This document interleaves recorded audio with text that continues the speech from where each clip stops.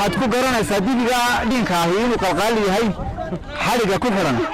waa dibi dilaaya saan filayo oo laayana oo markaasi dibida kale aad uga dagaalama saas awgeed ayaa loogu xiray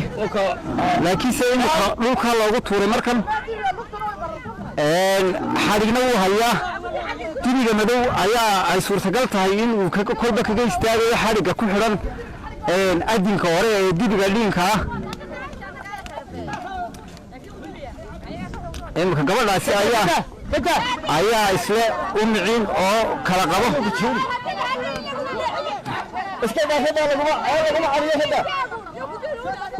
dibiga shishe ayaa ay dhagaxaynaysaa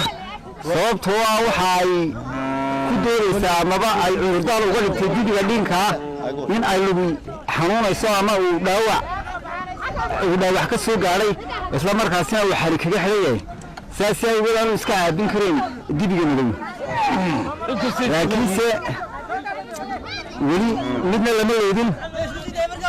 inkastoo mar dhulka loogu tuuray dibiga dhinka ah haddana ciyaartu waa iswada arag madaxayna maraysaa lama garan karo kaadkaan kara inkastoo dibigan dhinka ahi uu neef tuurayo oo aad ka arkayso kelmihiisa mararka qaarkood dhulka ayaa la